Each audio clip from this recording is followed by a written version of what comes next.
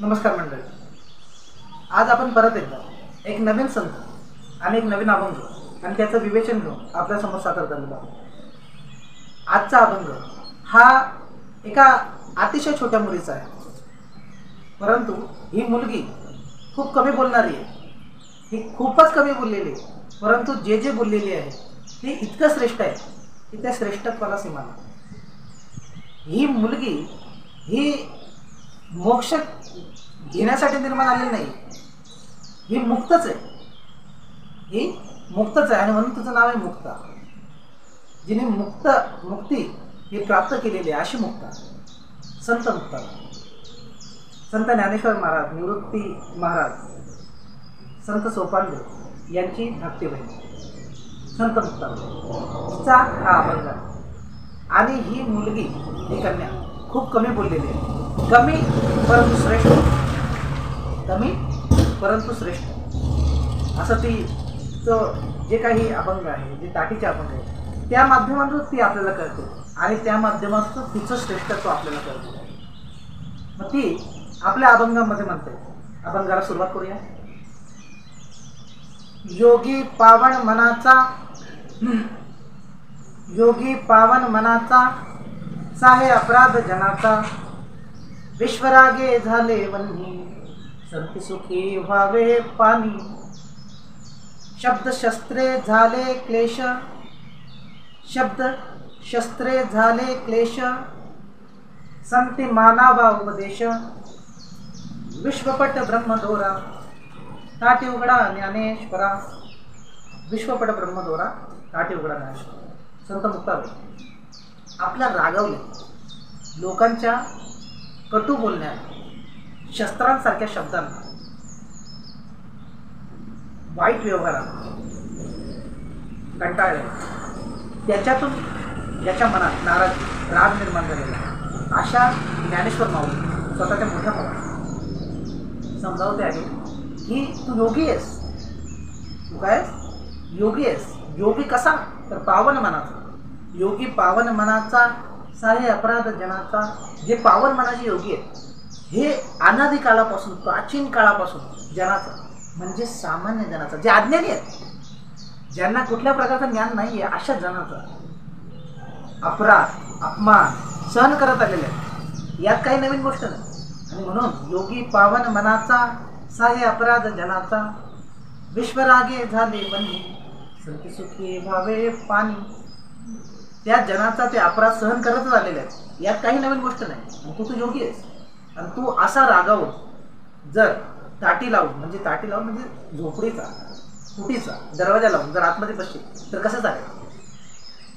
प्राचीन काळी अनेक संतांना अशा प्रकारचा अपमान सहन करावा लागलेला आहे. हा कुणालाच नाही चुकला. एक वेळची गोष्ट आहे. एक साधू वनातून जात होता आणि दुसऱ्या गावातून एक व्यक्ती त्याला घाणेरडे, अतिशय घाणेरडे शिव्या देत त्याच्या मागे येत होता. हा तर ढोंगी आहे ना, हा भोंदू आहे आणि कपटी आहे, शिव्या घालणार. त्या टीकेसोबत शिव्यासोबत देत येत होता.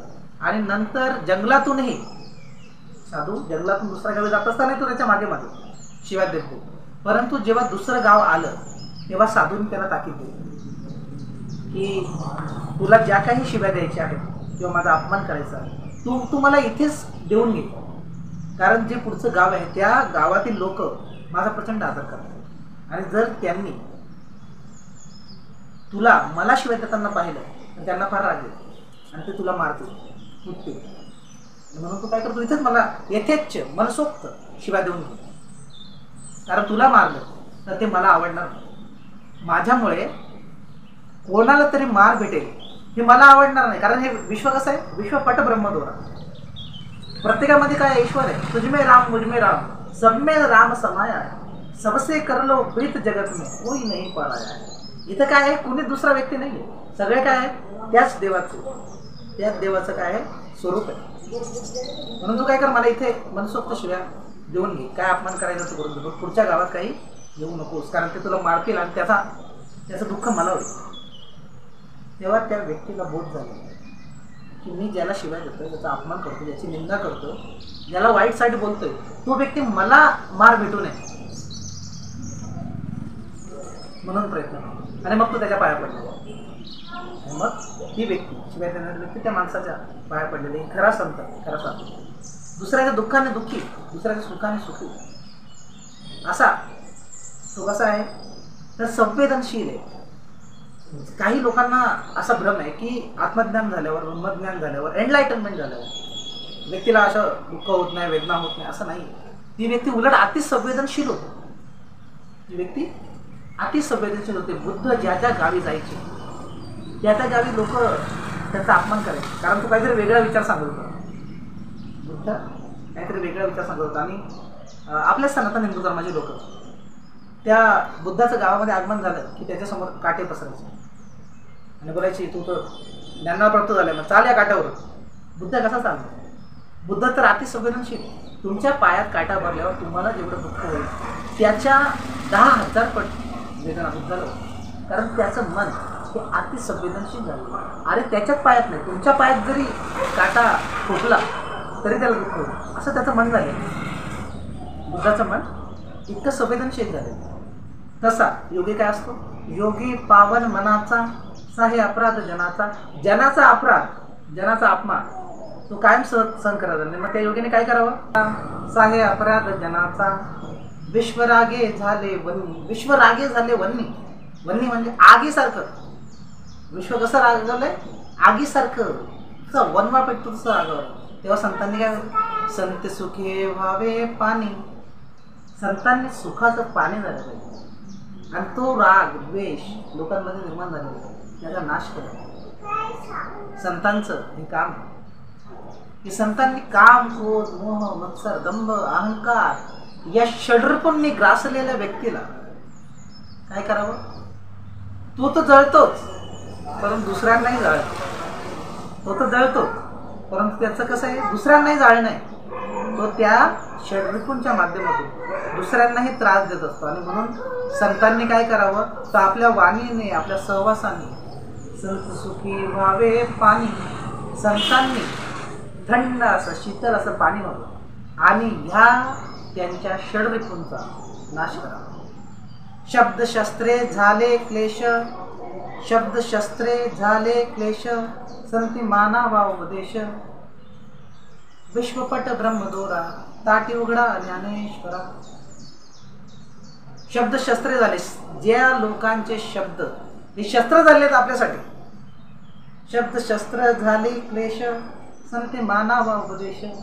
म्हणजे व्यक्तींनी शब्दांनी आपल्यावर केलेले प्रहार, शस्त्रांनी केलेले प्रहार हा आपल्यासाठी आपण उपदेश समजावा. हा आपल्यासाठी आपण उपदेश समजावा. एक सुंदर ओळ आहे की निंदक नीरे राखिये, आंगनी कुटी बंधाय, बिन साबन पाणी विन निर्मल करे स्वभाव. म्हणजे निंदक जो आपली निंदा करणार आहे, आपला शत्रू आहे, त्याला आपण काय केलं पाहिजे? तर अंगणी कुटी बांधाय, म्हणजे अंगणामध्ये त्याला घर बांधून आपण राहायला जागा दिली पाहिजे. आणि तो काय करतोय? तर बिन साबण पाणी बिन, बिना साबण आणि पाण्याचं आपला जे अंतःकरण आहे, आपला जो स्वभाव तो स्वच्छ करतो. का? कारण जे काही चुकीचं दिसेल, जे काही चुकीचं करतो तो लगेच त्याची निंदा करतो. आणि आपल्याला आपली चूक लक्षात की मी इथे चुकतोय बरं, मी इथे चुकतो आणि ही चूक आपण आपली सुधारली पाहिजे. नाही तर काय करेल? निंदक निंदा करेल. निंदक काय करेल? निंदा करेल. आणि म्हणून संत मुक्ताबाई म्हणतायत की शब्दशस्त्रे झाली क्लेश, संती मानावा उपदेश. विश्वपट ब्रह्मदोरा, ताटी उघडा ज्ञानेश्वरा. विश्वपट ब्रह्मदोरा म्हणजे या विश्वामध्ये जे जे दिसतं ते सगळं काय? विश्वपट ब्रह्मदोरा. ते ब्रह्माच्या दोऱ्याने, ब्रह्म या तत्वाच्या दोऱ्याने सगळे व्यक्ती, चांगले वाईट सगळे काय बांधलेले आहेत. रावण देख चिरके खुदको, तुझमे भी बसा है. रावणामध्ये सुद्धा राम होता. रावणामध्ये सुद्धा काय होता? राम होता. परंतु त्यांनी स्वतःचं अंतःकरण कधी ढुंढाळलंच नाही की माझ्यामध्ये सुद्धा राम आहे. ज्या रामाचा तिरस्कार करतो त्याच्यामध्ये सुद्धा राम. मुझमे राम तुझमे राम. सगळीकडे काय? राम राम. आणि म्हणून आपण काय बोलतो? राम राम. एखादा माणूस भेटल्यावर काय बोलतो? राम राम, त्याचं ते कारण आहे. विश्वपट ब्रह्मदोरा ताटी उघडा ज्ञानेश्वरा. जर सगळं विश्व, तू मी सर्व ब्रह्मच आहे, तर मग कुणाचा कुणाला राग, कुणाचा कुणाला भेद, कुणी कुणाची निंदा केली आणि कोण कोणाला शिबिगाळ केली आणि कोणी कोणाला बोललं. हे काय, विश्व सगळं अद्वैत एक आहे. विश्वपट ब्रह्मदोरा. म्हणून काय करा, ज्ञानेश्वरा ताटी उघडा ज्ञानेश्वरा, म्हणजे त्या झोपडीची लावलेलं दार ज्ञानेश्वरा उघडा आणि काय करा, तुम्ही बाहेर या आणि या षड्रिपूंनी ग्रासलेल्या समाजाचा काय करा, उद्धार करा. जर संत मुक्ताबाई नसतील तर ज्ञानेश्वर महाराज हे एवढे नावावर परत झाले, ते असेच ताटे लावून बसले असते आणि काहीतरी वनामध्ये निघून गेले असते. लहान धाकट्या बहिणीने उपदेश केलेला आहे. संत मुक्ताबाई यांचे हे ताटीचे अभंग प्रसिद्ध आहेत. मुक्ताबाई खूप कमी बोललेल्या आहेत, परंतु नेमकं आणि श्रेष्ठ बोललेलं आहे. मुक्ताबाई कसं बोललेलं, नेमकं परंतु श्रेष्ठ, थोडंसं परंतु श्रेष्ठ. आणि ही जगाची एक रीतच आहे की जो व्यक्ती कमी बोलतो त्याचं लोक कान देऊन ऐकतात आणि जो बडबडे आहे, जो सतत बोलतच राहतो, त्याचा लोक ऐकत नाही. हा काय नेहमीच बोलत असतो. आणि म्हणून कसं बोलावं, तर नेमकं, सत्य आणि इतरांना आवडणार, इतरांना पटणार, कुणाच्याही मनावर चरे न पाडणार, असं नेमकं बोलावं, चांगलं बोलावं. संत कबीर म्हणतात की ऐसी वाणी बोली कोई न बोले झूठ, ऐसी जगह बैठिये कोई न बोले उठ. बघा, नेमकं जितकं आहे तितकं साधं सिंपल 2 वाक्य, कबीराचे दोहे आहेत, म्हणजे 2 ओळींची वाक्य. ऐसी वाणी बोलिये कोई न बोले झूठ, ऐसी जगह बैठिये कोई न बोले उठ. अगदी नेमक्या शब्दांमध्ये उपदेश करणारी ही सर्व संत मंडळी आहेत. 4-4, 5-5, 6-6 ओळींचे त्यांचे अभंग, परंतु इतकं ज्ञान त्या अभंगामध्ये आहे की त्याची सीमा नाही.